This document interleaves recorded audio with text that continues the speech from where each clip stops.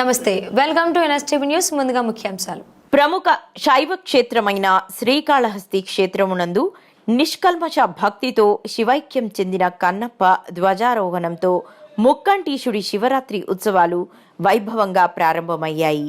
భక్త కన్నప్ప ధ్వజారోహణంతో ఉత్సవాలకు అంకురార్పణ చేశారు. శ్రీకాళహస్తి దేవస్థానంలోని జ్ఞాన ప్రసూనాంబ అమ్మవారికి మరియు వాయులింగేశ్వరునికి ప్రత్యేక పూజలు చేశారు. అనంతరం ముక్కంటి ఆలయంలోని అలంకార మండపంలో భక్త కన్నప్ప ఉత్సవమూర్తిని విశేషంగా అలంకరించారు. వేద పండితులు కన్నప్ప ఉత్సవమూర్తికి ఆగమోక్తంగా వేద మంత్రోచ్చారణల మధ్య ప్రత్యేక పూజలు చేశారు.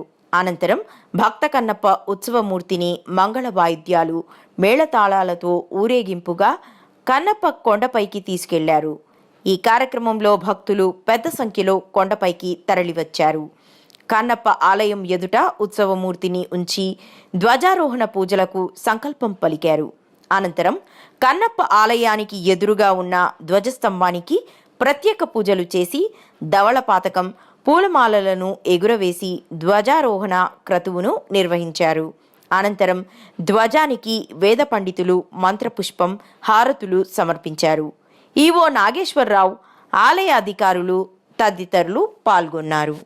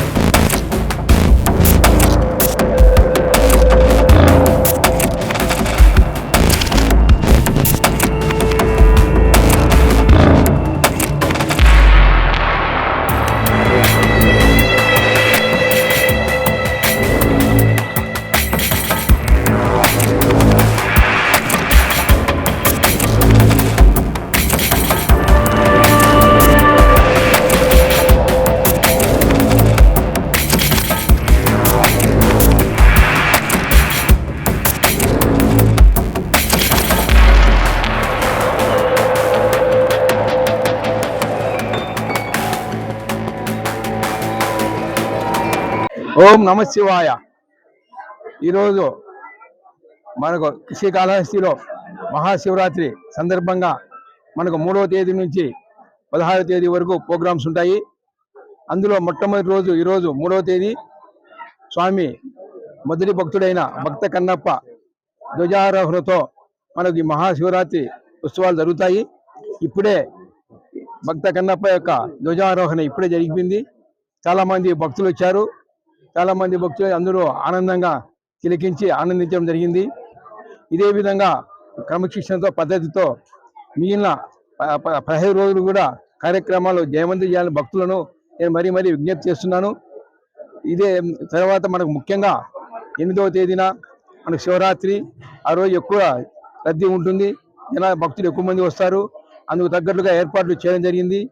సో ఆ ఏర్పాట్లన్నీ సక్రమంగా చేశాము. ఎలాంటి అసౌకర్యం లేకుండా భక్తులకు అన్ని సౌకర్యాలు ఏర్పాటు చేయడం జరిగింది. ఓం నమ శివాయ. కైలాసవాసి భగవాన్ శ్రీ కాళహస్తీశ్వర శివ కరోతు నిత్య కళ్యాణం కరుణావరుణాలయ శ్రీ జ్ఞానప్రసూనాంబా సమేత శ్రీ కాళహస్తీశ్వర స్వామినే నమః. శ్రీ జ్ఞానప్రసూనాంబా సమేత శ్రీ కాళహస్తీశ్వర స్వామివారి యొక్క క్షేత్రమందు మాఘ బహుళ అష్టమి నుంచి కూడా మహాశివరాత్రి బ్రహ్మోత్సవాలు 13 రోజుల పాటు అత్యంత వైభవోపేతంగా నిర్వహించబడుతున్నాయి.